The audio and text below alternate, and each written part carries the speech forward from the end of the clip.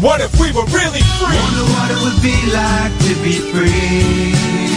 What if we were really free? It's time that we realize that we're free if we believe. But what if we were really free? Wonder what it would be like to be free, to be free. But what if we were really free? It's time that we realize that we're free if we believe.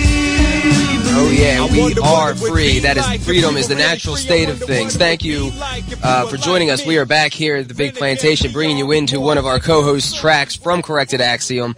What would it be like? And again, I just want to remind everybody that we are a growing alternative media outlet. You know, I work full time, Jamie works full time, Moses here works full time, and we are trying very hard to keep you posted with content, with news, with everything that we can pump out. So if anybody wants to support us so that we can grow this operation and maybe we can work less and do this more full time, we have a lot of plans, a lot of goals, a lot of ideas that we're pumping out. You can go to our page at fprnradio.com and check out our affiliates, and you can click right there on Amazon, the InfoWars store, Tom Woods Liberty School. We're in the middle of getting eBay up there, and just click those before you go shopping, and you can help support us at absolutely no cost to yourself.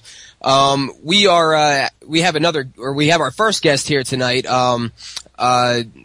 Jared Pileri from a local band called Varials. They are, well, if I had to describe it anything, it sounds like deathcore, but I'll leave that for him. Jared, are you there? Yes, I am, and it's Varials, but no problem. I'm sorry. You know what? Our friggin' co-host was talking about System of a Down earlier, and now I had that song stuck in my head. Yeah, so, sorry. I'm a huge System of a Down fan, so. Yeah, it's no problem, absolutely. And I just wanted to say, I really thought one of the commercials while I was just, like, hanging out, just, like, waiting for you guys to put me on the air, it was, like, about Obama, and if you want to, we have a Kickstarter, if you want to help fund World War III or IV, because Obama's right. I love that. I love shit like that. I love this political sarcasm, satire, like, shit like that. It's just really awesome, so. Oh, yeah, it's really funny. Population's not going to kill itself. Away by that commercial we really do need to fund these wars so that we can kill each other as efficiently as possible. Yeah, I feel that, but yeah, man. I mean, I guess where I stand with that is, I mean, you know, I think it's really retarded. You know, I'm not a supporter of Obama. I'm a supporter of Ron Paul. I think everything he said, you know, I think everything Ron Paul said is more right than Obama would ever say. So. Oh yeah, the freedom trumps tyranny every time. So. Definitely the message of freedom for anybody who hears it is just going to help when you start practicing it in your private life. Will just be beneficial, and you'll see the rewards that come with it when you start to trust freedom instead of fear it. But yeah, so we have you on here because you're from what? I know you're kind of close to the Philadelphia area. Where area are you guys coming from? Well, two of the members of the band, there's only three of us right now. Two of them are from North Wales, which is near Lansdale, and I'm from Philadelphia. I'm from Northeast Philly. So yeah, we're kind of a little scattered out right now, but we make it work for the most part. So. Yeah, and you guys put out your first track, Trapped, a couple weeks ago, which is coming off your upcoming EP. Any word on how long that EP is going to be? Any idea of a title or anything like that? What I can say about the EP is it's going to be really different. Personally, what I can say about it from my standpoint is a lot of the lyrics that I'm writing on this EP is a lot of personal stuff, a lot of anger that I've had, you know, kept up inside me for a lot of years, and you know, it always was something that I wanted to put out in an EP, you know, and just let people know that, you know, you're not alone. You know, there's always a way, there's always an outlet. You know, it's never good to, you know, be violent and, you know, just lash out irrationally, you know, doing negative shit. But the EP, we don't have an EP title yet, but, you know, we already have our second song done. We just finished it today, the instrumental version. I have, like, half the vocals recorded on it, so it's almost done for the most part. We're just sending it over to one of our bands that we know that we want to have guest vocals on the track, so we're just waiting for confirmation on that, and we already started on our third song. And we also, if everybody goes to our Facebook page, facebook.com/VarialsPA, we just did a Limp Bizkit cover of Break Stuff. And we're not the only band from PA that did that, but I feel like we did it a little bit better. You know, it was a little bit more real for me, and Limp Bizkit's like definitely an influence of mine, so it was really cool to like just put out that track just for fun, you know, shits and giggles. So, but yeah, the EP is probably coming out in, I would say late January, beginning of February, and then we're gonna start playing shows and stuff like that, and you know, hopefully get around to everybody that's been, you know, begging us to get there. We have a lot of Florida fans. So we're trying to get down there ASAP. Awesome. And, you know, one thing that I saw that you did that I would love to see more of from our artists, and one thing that we are all about here at the Big Plantation while we do interviews like this is you took the liberty of putting out a YouTube video about the track that you put out, and if anybody wants to type it in, just type in Arials, that's Arials. Yeah, I'm correct. Varials. My God! Varials. It's all good, man. It's all good. And the song is called Trapped. And I saw that you put out a video explaining your personal meaning behind what that song means to you, and just your kind of artistic view of what you're kind of giving to your audience. And I think that's really admirable to have, you know, to establish that level of intimacy with your audience, and to put yourself out there, and not to mention to make clear, because so many artists, you know, it's an easy answer to say, oh, well, the music's open for interpretation, everyone's going to take it differently, and yeah, that's part of the subjective nature of music, but, you know, a song, you know, people don't realize what goes into putting a song from every aspect. It's a team effort, and the artist, the vocalist is kind of bearing their soul, bearing part of themselves that they are putting out into the world. It's like a diary, so I commend you for doing that, and I wish more artists would do it, but why don't you give us your take on what the song that you put out, Trapped, is about?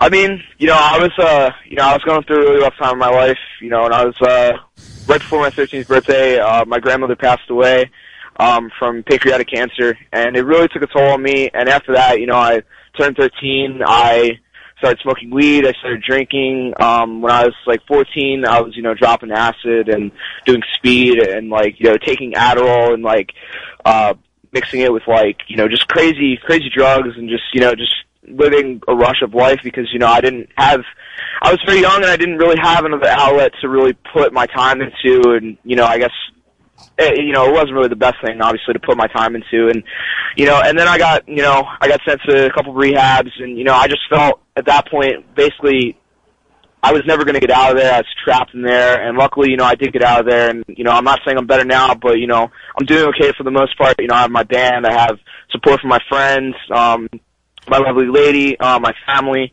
well, some of my family, but, you know, it's just like, I mean, yeah, you're right, Trapped, I mean, you can interpret it in any way you really want to, you know, but it was just, I felt like, you know, I was gonna be one of those people that, you know, just constantly going in and out of rehabs, and, you know, people, you know, trying to talk to me, you know, shit doesn't register with me, and, I'm fucking up, and, you know, it's really like, it was really just a lot of pain that I had inside. You know, I really felt like it needed to be said, because, you know, everybody knows somebody that is going through that type of problem, whether it's alcohol, whether it's drugs, whether it's, you know, suicide and cutting, and, you know, or you're just straight out like crazy, you know, I mean, and there's nothing wrong with that. You can't help that in life, but, you know, for other people in trapped, you know, like, you know, oh, you feel trapped at work, you feel trapped at school, you feel trapped in this rut that you're never going to get out of. So that's basically the generalization, if you want to take it as that. And, like, I was actually talking to a friend of mine the other day, and she actually told me, you know, she was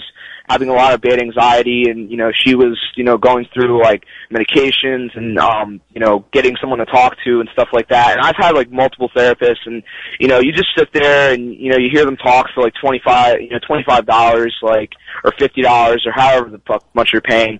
So sit there and just listen to shit you can actually figure out on your own if you really try. It's just all having self-control. And as far as lyric meaning videos, like, you know, I watched a couple bands do that. I think the first band I actually saw that did that was Northlane, and I'm, like, a huge fan of them, and, like, you know, I actually can't wait for them to do their tour. I think they're already over here starting their tour with Veil of Maya and Structures, so I'm definitely going to try to make it out to that. And, like, I just saw, you know, I saw Adrian from Northlane. What's up? I said, and Wild Harte is on that tour too, which I plan on trying to interview them. They're awesome. I'm very excited about that tour. Dude, absolutely, yeah. My guitarist is like a huge Phil Dartha fan, but I mean, I just saw Adrian from Northland, making a couple lyric explanation videos for like Quantum Flux and a couple other ones, I think, and my boys band from West Virginia called Left Behind, they did one, and I was just like, I want to. Just because I'm in a band doesn't mean that I'm above anybody. I really want to connect with people. I feel like that the more you connect with your fans, the more people are going to care about you. Bands like, Asking Alexandria or like, We Came as Romans, they're obviously so big, and, no disrespect to them. I'm not really a big fan of their music, but, they don't really have the time to interact with their fans, and, it's kind of shitty, and I want to be that type of person where, I can reach my arm out to you and say, hey, I'm just like you, I'm just as fucked up as you are. Like, that's, basically me just reaching out and saying, you got a friend here if you want to talk to me, and I, and to anybody that's listening now, if you want to hit me up, my personal page is listed in the info on our Facebook. Talk to me, get to know me, get to know my band. We're all really cool dudes. We're really just three normal guys just trying to make an honest living out of what we're doing, and some people are taking a liking to it, and we really appreciate it. So. And yeah, I could definitely relate. And again, I commend you for being able to be that open and to try, because you may not realize it, and you might not have even signed on to do this, like when we do things like become a performing artist or we start a show, but you take the role of being a role model sometimes. And again, you might not even realize it, you might not know it, but sometimes it happens, and for you to be able to be that outspoken about something so traumatic and so personal, I just commend. So I know you said you have a show tonight. So we got about 5 minutes left. But given your experience with the issues that you had earlier that you were saying, how do you feel about the effectiveness on the war on drugs, and do you think maybe that kind of policy played a role into that kind of unfortunate lifestyle that you had found yourself in? I mean, my dad is like, a big on, like Alex Jones and stuff like that. So I've been having a lot of that stuff, shoved down my throat for a while. Not necessarily to say it's a bad thing. But I guess where I stand on the war on drugs, just decriminalize weed. Everything else, just no. I can't, like, I've been through a lot of shit, and of course everybody knows somebody that's been through a lot of shit with drugs. And I mean, there's actual factual proof that marijuana, is not harmful. It does benefit people. And it's not for everybody, but if it benefits you, good. I mean, just the whole war on drugs thing. I think it's just dumb. I watched a video. It was Ron Paul and Stephen Baldwin, and Stephen Baldwin was just trying to lay out all these like I can't even explain it. It was just dumb information about the war on drugs, and Ron Paul was just sitting there, of course, like the fucking genius he is, and just telling him off and just like, fuck you, like, what the hell do you know? You're some, like, deadbeat B-star actor, B-list actor, like, who is that guy anymore?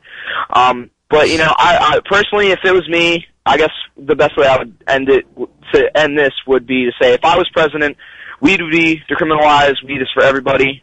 I'm totally for that. But as far as other drugs, though, like, I really think, like, you shouldn't really go to jail if you're selling it, yes, but if you're on it, like, I really think, everybody should be helped out with that. Nobody wants to sit in jail, for, being a drug addict. And, like, I think heroin addicts are, like, just kind of the scum of the world a little bit, just because of the things that they do, and, like, just burn people and they hurt people, like, they don't care about, and it's just like, but some of those people do not deserve to sit in jail and rot for that, just because of some war on drugs or whatever. Like, they should definitely be helped out. Help should be given to them, because, I mean, we're already losing life as it is, and life's already going down the drain with Obama in office, and who knows what the hell he's going to do for the next 3 years. You know what I mean? So it's just, I'm not for the war on drugs. Like, I really think that some drugs need to be illegal, yes, but for a war to be over it, there's already enough wars going on. There's already enough police actions going on. Like, it's really unnecessary, and it's just creating a lot of problems. Like, like this world doesn't have enough as it is. So, But I I understand the sentiment.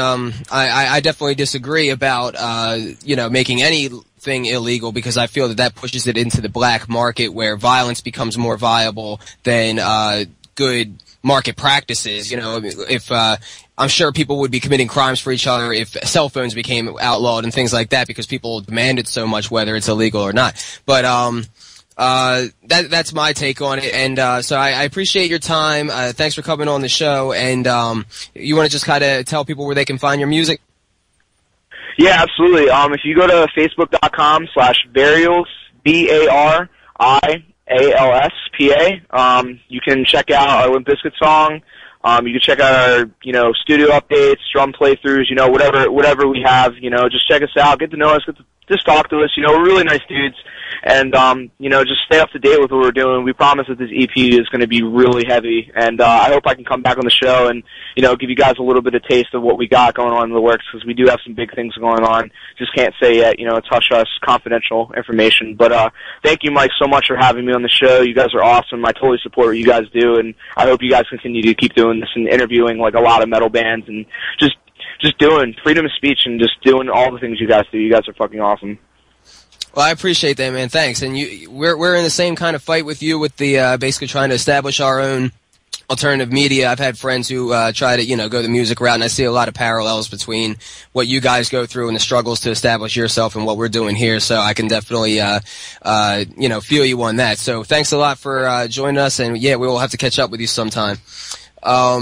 Yeah, absolutely, man. I'm on both sides of the music industry, and and being in a band and stuff like that. So it is definitely awesome. But guys like you that interview, bands like me and like all the other bands, it means a lot to us, to show that somebody cares, So that's really awesome, man. But thank you.